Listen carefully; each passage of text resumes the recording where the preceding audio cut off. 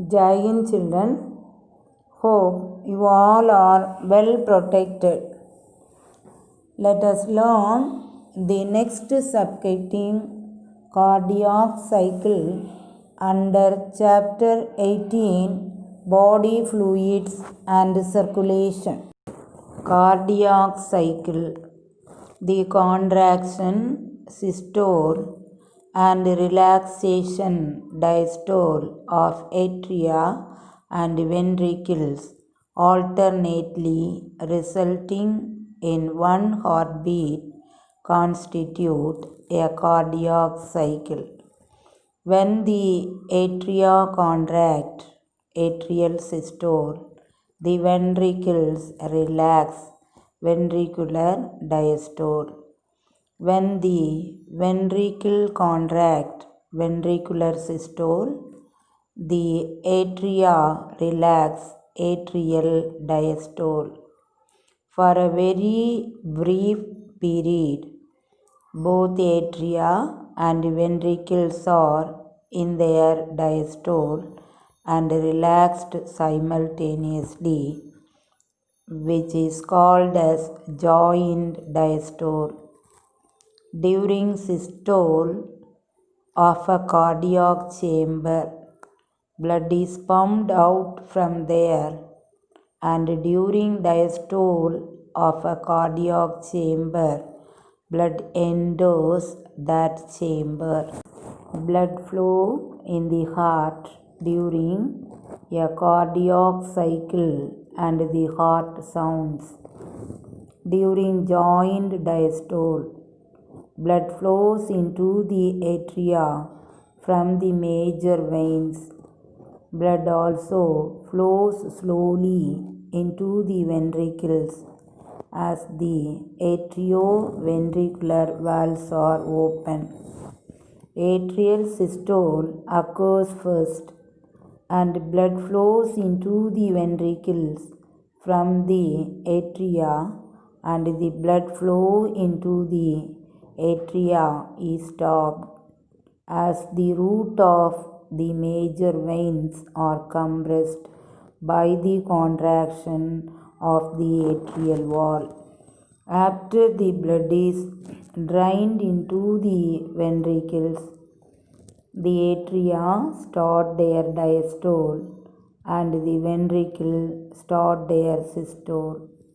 As the pressure in the ventricles increases more than that of the atria, the atrioventricular valves close and the first heart sound lub is produced. It lasts for 0.16 to 0.90 seconds. As ventricular pressure increases further, the semilunar valves of the major atria open and blood is pushed into them. When the ventricle start their diastole, the pressure in the ventricles falls below that of the major arteries. To prevent backward flow of blood, the semilunar valves close, producing the second heart sound lub. It lasts for only 0.10 seconds. Electrocardiogram ECG, the graphic record of the electrical potentials produced by the excitation of the cardiac muscles as a function of time, is called electrocardiogram or ECG.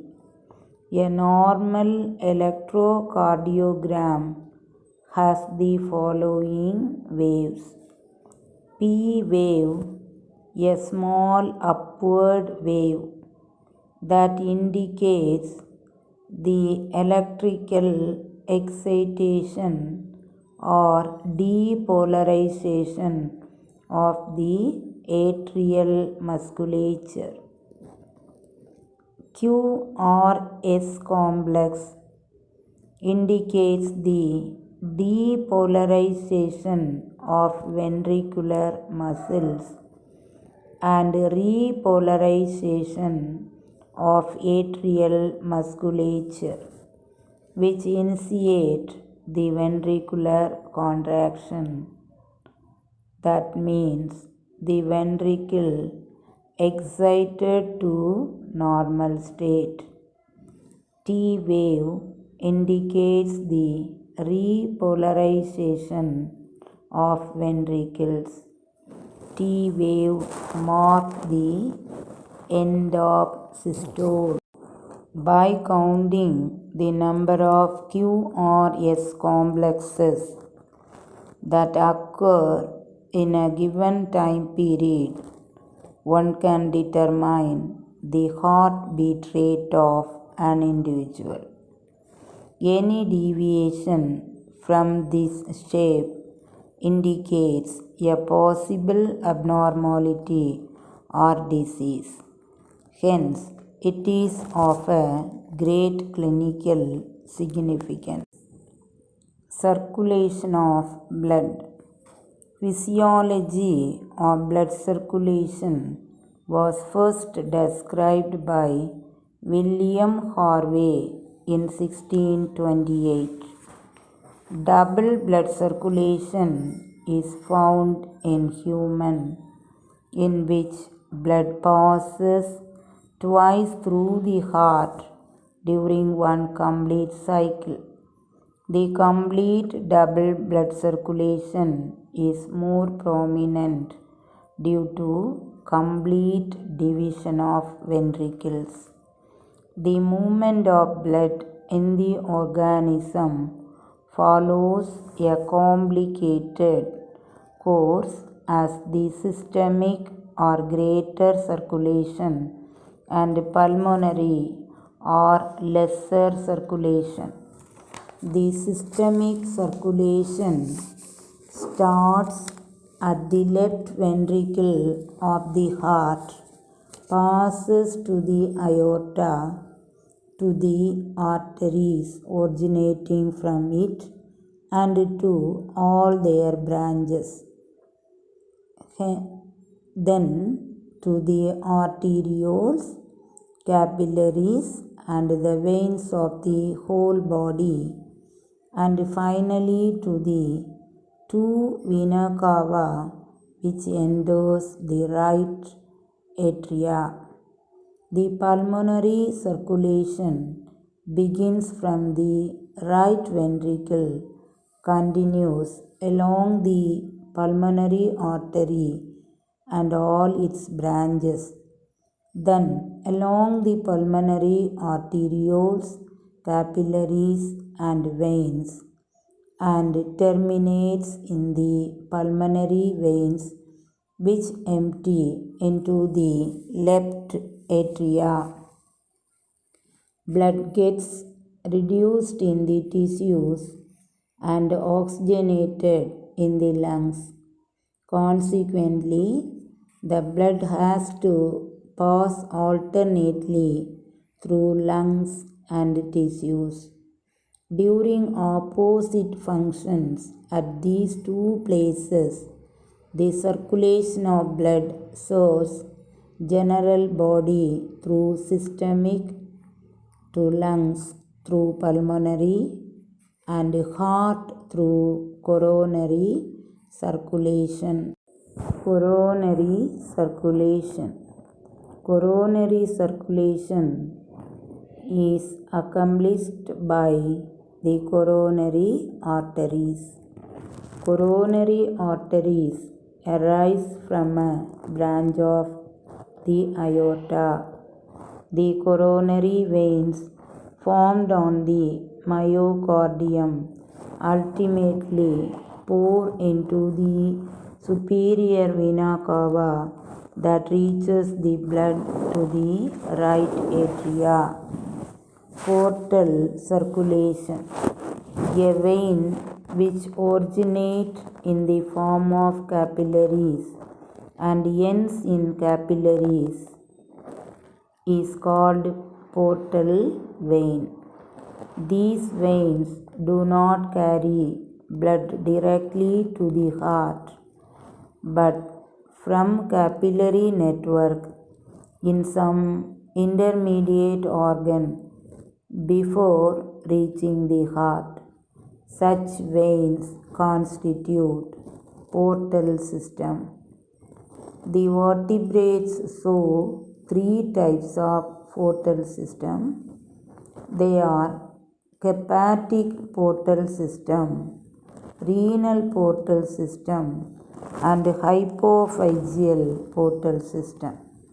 Hepatic portal system is present in man.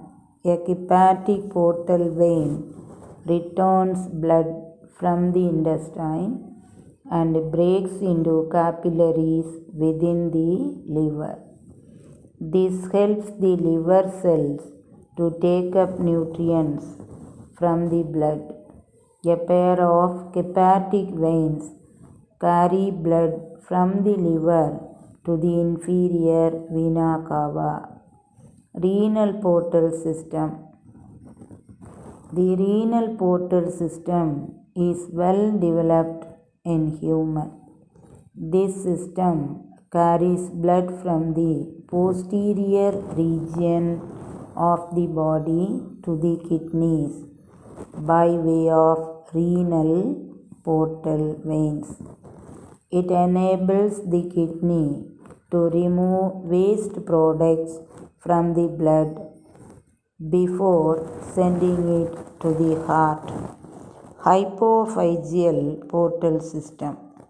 This portal system is mainly present in all vertebrates including human, which collects blood from the hypothalamus of the brain and distributes into the anterior lobe of pituitary gland, hypophysis. This system enables the hormone from the hypothalamus to reach the anterior lobe of the pituitary gland. Regulation of cardiac activity. Cardiac activity is auto-regulated by specialized nodal tissue. Hence, heart is myogenic. Through autonomic nervous system, a special type of neural center present in the medulla oblongata can moderate cardiac function. Neural signals through sympathetic nerves, part of autonomic nervous system, increases the heartbeat. Ventricular contraction result in cardiac output. Parasympathetic neural signals, another component of autonomic nervous system, decreases the rate of heartbeat. Adrenal medullary hormone increases cardiac output. Disorders of circulatory system. High blood pressure, coronary artery disease, angina, heart failure are some of the disorders of circulatory system. High blood pressure, commonly called hypertension. It is the term for blood pressure that is higher than the normal. That means higher than 120 by 80 mmHg. 120 mmHg, millimeters of mercury pressure, is the systole or pumping pressure. 80 mmHg, that is millimeter in mercury level, is the diastolic or resting pressure. If it is 140/90 or above, leads to hypertension. It leads to the heart disease. It also affects the vital organs like brain, kidney, etc. Coronary artery disease, CAD, commonly called atherosclerosis. It affects the blood vessels which supply blood to the cardiac muscles.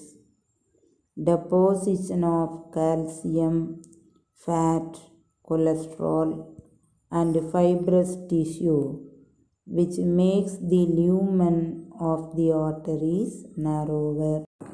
Angina or angina pectoris, sclerosis of the coronary arteries can cause pain in the chest. This pain normally starts in the center of the chest and spreads down the left arm. Occurs men and women at any age, but more common among the middle-aged and elderly people. It is caused due to deficiency of oxygen supply to the heart muscles. Heart failure. It is due to not pumping blood effectively enough to meet the needs of the body. Congestion of lungs is one of the reasons, hence called congestive heart failure. Cardiac arrest is the one when the heart stops beating or heart muscles damaged by an inadequate blood supply. Dear children, hope you understood today's portions. If you have any doubt, call me and clear your doubt. Prepare key points from today's portion. Send me the copy and get your attendance. Thank you, students.